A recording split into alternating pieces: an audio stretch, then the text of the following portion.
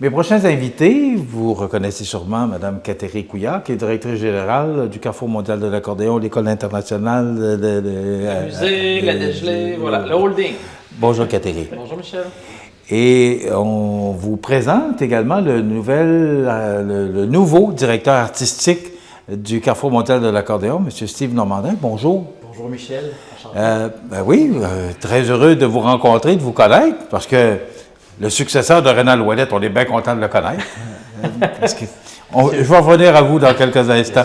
D'abord, l'édition du Carrefour mondial de l'accordéon de cette année, est-ce que tu es contente? On est très content, l'organisation, vraiment. On l'avait planifié de longue haleine avec beaucoup de modifications, avec tout ce qui s'est passé, avec les normes sanitaires demandées par la santé publique, mais on est très content de l'édition, oui. Bon. Il y avait des spectacles ici, au Carrefour, il y en avait au centre-ville, il y en avait à la salle Édouard Bélanger, il y en avait à l'École internationale aussi. Je me souviens. Puis ici à l'intérieur, voilà. Ben oui. Tous les sites ont fonctionné? Tous les sites ont fonctionné. Donc, c'était la première année, nous, qu'on clôturait les sites, là, le musée ainsi que la Place Montel. Place Montel, samedi, c'était plein. Le musée ici, c'était plein. Donc, très belle journée. Nos concerts en salle, c'était sold out pour la très grande majorité des événements. Comme je te disais tantôt, pour le concert d'ouverture, on a une meilleure billetterie qu'en 2019, c'est-à-dire que les gens attendaient ça. C'était vraiment, c'est ce qu'on a constaté, le public était très fébrile à l'idée de revenir, puis on a eu une belle réponse là, du public. Bon, on ne se le cache pas, vous aviez certaines inquiétudes, oui. Parce que l'année passée, il n'y a pas eu d'événement. On reprend l'événement avec les normes sanitaires, comme tu l'as mentionné. Donc, c'est au-delà de vos espérances. Au-delà, puis on a une belle collaboration. Nous, on était dans les premiers événements avec le Festival de jazz de Rimouski puis le Festival de musique émergente de l'Abitibi dans notre ampleur à demander le passeport sanitaire. Donc, on était dans les premiers, puis on peut dire que ça a très bien été. On a eu une très belle collaboration des gens. T'sais, au départ, on a eu quelques demandes de remboursement, mais par la suite, les gens au festival étaient au courant, étaient prêts à y arriver, ils avaient leur passeport. Donc ça a très bien été.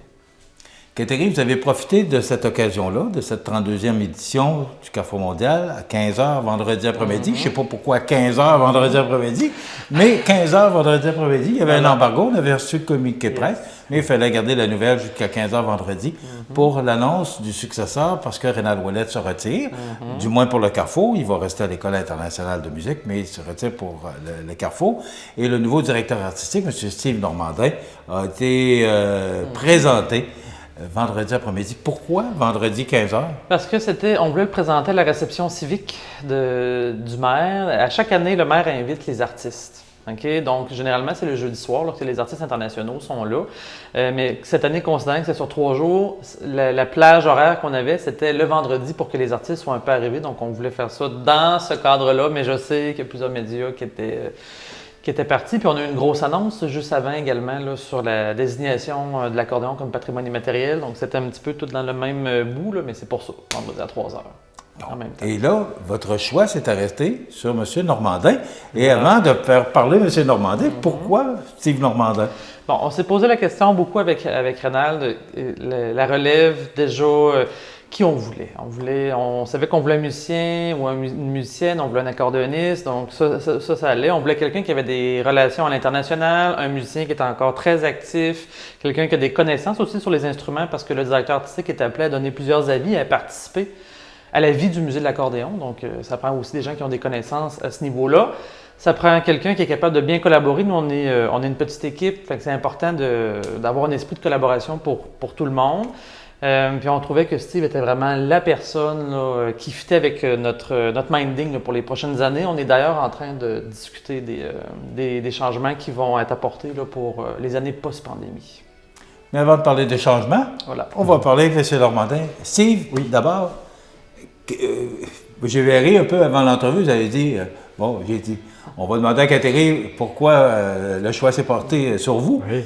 Mais vous avez dit, oui, mais il fallait que j'accepte aussi. Oui, mais et pourquoi? Ça me paraissait évident. C'est-à-dire que... C'est pas mal important que vous ayez accepté aussi. Oui, en fait, oui. Je pense que quand on se fait proposer un tel défi, parce que, Rénal Ouellette a été là pendant tant d'années, il l'a fondé, il l'a vu grandir, il lui a donné son identité propre.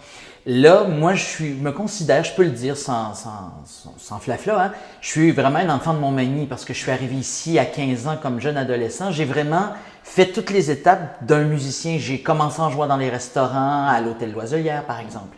Ensuite, à mesure que le métier arrivait, j'ai proposé mes propres concerts, ma propre musique, mes compositions. Et ensuite, comme je m'intéressais un peu, même beaucoup, à l'histoire de l'accordéon et de la musique en général, Reynald avait eu l'extrême gentillesse de me proposer de faire des conférences. En allant travailler à Saint-Pierre-et-Miquelon pendant 7 ans, j'ai travaillé dans un musée, ce qui me permet d'être un peu à mon aise et de comprendre le processus muséal.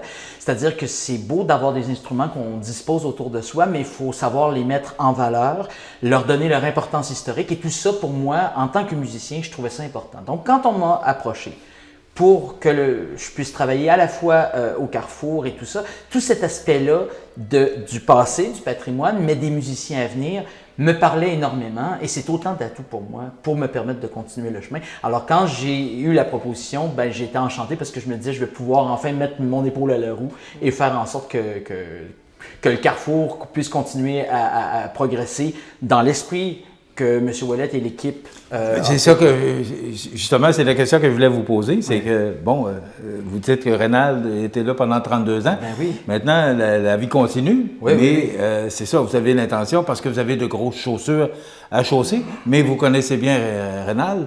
Oui, bien sûr. Puis en plus, donc, vous êtes confortable là-dedans pour l'avenir. Mais ce qui est formidable, c'est de voir que, bon, lui, il se désolidarise pas quand même du Carrefour, non. Dans le sens où, par ses projets de pédagogie avec l'école de musique, avec son travail de musicien, il me faisait la confidence, il disait c'était très très prenant, puis il y a des fois où j'aurais aimé aller en concert, puis le Carrefour était un peu contraignant pour moi. Je vais quand même, moi, me consacrer aussi à ça, mais je vais essayer de prendre, suite à son avertissement, de ne pas laisser tomber mon activité musicale parce qu'elle va me servir aussi. Et je pense que de son côté, il y a encore de très, très belles années de musique devant lui. Les concerts qu'il nous a donnés ce week-end durant le Carrefour avec les maîtres des traditions vivantes en compagnie de Sabin Jacques et de leurs 2 élèves respectifs que sont Alexandre Patry pour Reynald et Mathieu Baillargeon pour Sabin Jacques. Ben, ça fait vraiment la passerelle entre 32 ans d'un Carrefour et son envie réel de pouvoir partager l'éducation par rapport à l'accordéon à un rang ici dans la région et dans un sens plus large dans le monde entier. Fait qu'on va essayer de travailler avec lui de concert, si on peut dire, pour faire en sorte que les choses avancent bien. Reynald est toujours là, il est à l'école internationale, mais bon, il voulait se retirer un peu parce que c'est quand même assez... c'est prenant beaucoup. Oui. Justement, je vous pose la question, comment voyez-vous le travail de directeur artistique? Parce qu'il y a la directrice générale, mais il y a le directeur artistique. Bien, ce qui est important, en fait, puis c'est peut-être mon travail de musicien qui va m'aider dans ce cadre-là, c'est que je suis aussi spectateur tout en étant praticien. J'aime bien entendre un concert et de faire en sorte qu'il y ait un équilibre entre l'offre de la musique qui est proposée et ce qu'on entend. Je m'explique peut-être plus précisément. C'est que comme il y a des influences qui viennent de partout à travers le monde, évidemment les musiciens d'ici sont mis en valeur, mais dès qu'on arrive avec une musique qui vient d'autres pays, faut juste trouver le bon dosage durant un spectacle. Il faut avoir un peu l'esprit d'un metteur en scène et c'est pas uniquement dans une salle de spectacle, c'est pas uniquement sur les scènes extérieures, c'est dans le moindre détail, dans la moindre rencontre entre l'artiste et le musicien. J'essaie de garder cette belle fragilité puis cette étincelle, puis c'est probablement ce qui a fait la magie du Carrefour mondial de l'accordéon pendant 32 ans parce qu'ils ont fait attention à ce détail-là, de dire on a des musiciens d'horizons divers, on va vous montrer le plus grand panel, mais on va prendre garde que les genres musicaux puissent aussi bien se rejoindre. Et je pense que le plus grand défi pour les années à venir, c'est que comme il y a toute une nouvelle génération qui arrive, ne serait-ce qu'en musique québécoise, c'est extraordinaire et on en a eu l'exemple cette année de musiciens qui, il y a 10 ans, faisaient partie de la relève et jouaient de la musique traditionnelle et à mesure qu'ils avancent et qu'ils ont de l'expérience, ils prennent cette pièce du patrimoine pour en faire un acte d'expression et faire une musique qui est peut-être plus proche de la musique électronique tout en conservant la racine de la musique québécoise. Et c'est comme avoir cette vision-là. Moi, en tant que directeur artistique, je trouve ça très intéressant parce que je me dis, c'est peut-être la musique qui va faire danser les gens dans 20 ans, dans 30 ans. Quand on entend les enregistrements anciens des musiciens, soit d'ici, de la Côte-du-Sud ou d'un peu partout à travers le Québec, ça avait l'image d'il y a 50, 60, 70 ans. Et là, cette musique-là, on est en train de se l'approprier. C'est pas uniquement une pièce de musée, c'est quelque chose qu'on porte au quotidien. Et ça, je pense que ça va être notre mandat, nous, en tant que festival, que Carrefour mondial de l'accordéon, et moi, en tant que directeur artistique, je vais en prendre bien soin de ça.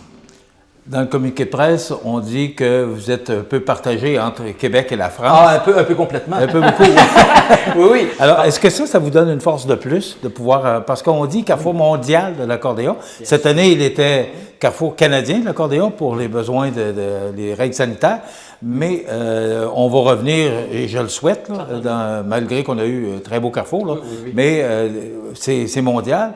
Donc, cette corde à votre arc, pour vous, là, d'être du côté de la France, c'est un avantage. Bien sûr, même que je ne vous cacherai pas, on va bientôt redéménager à Montmagny, mais on se garde le pied à terre en Europe et je vous explique pourquoi.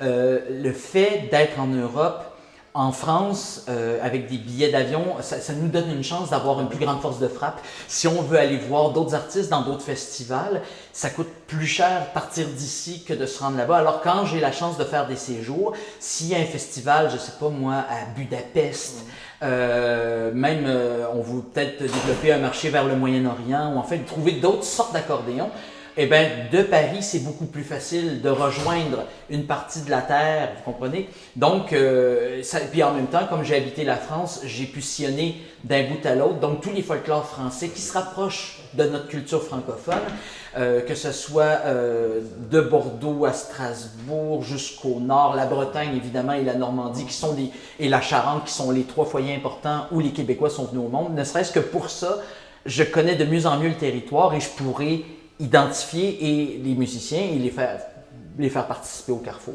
Donc, pour moi, c'est d'avoir un pied à terre d'un côté comme de l'autre. Je connais davantage le territoire maintenant que si j'avais uniquement habité ici. Quoique Reynald Ouellet, quand il est allé faire de la tournée, a connu aussi les territoires, mais en tant que musicien. Moi, j'ai eu la chance de vivre, donc je comprends peut-être la dynamique est différente.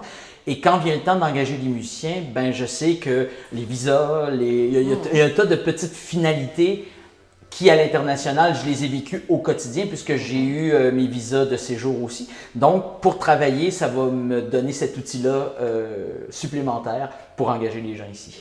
Quand est-ce que vous avez l'intention de commencer à faire vos contacts? Parce que je ne sais pas combien ça prend de temps organiser le Carrefour de l'an prochain. Ah, mais c'est déjà fait. Hein? J'ai déjà beaucoup de choses. Il y a déjà des contacts de fait? Oui. Et il faut préciser aussi que comme l'édition 2020 a été une version électronique dématérialisée, il y avait beaucoup de musiciens qui devaient venir et qui n'ont pas pu accéder à Montmagny, bien entendu. Mais on a gardé quand même leurs contacts de façon à leur tendre la main pour 2022. Là, je dois les recontacter. Et puis, si jamais il y a des gens qui ne peuvent pas venir, j'ai quand même un carnet d'adresses. Il y a déjà des gens à l'annonce de ma nomination qui m'ont envoyé des messages en disant « Écoute, on ne savait pas que tu faisais partie de l'équipe, est-ce qu'on peut penser… Et c'est des gens qui ne sont pas venus, mais qui avaient entendu parler par moi ou par d'autres personnes de Montmagny et du Carrefour mondial de l'accordéon. Alors, on se dit « OK, allons-y ». Alors là, je suis en train de vraiment faire le ménage de tous ceux toutes celles, qui pourraient venir faire leur tour et proposer de beaux concerts d'accordéon. Voilà. Donc, c'est le fun de savoir, là, vous avez déjà des contacts, il y a déjà des… un carnet d'adresses très rempli déjà. Oui, je peux même dire, sans trop me tromper, j'ai pris une partie du printemps, du moment où j'ai su où je venais travailler, j'ai commencé sans contacter tout le monde, mais en me disant, il y a des styles musicaux pour être venu à quelques reprises à Montmagny. Il y a des styles musicaux qu'on n'a jamais abordés encore.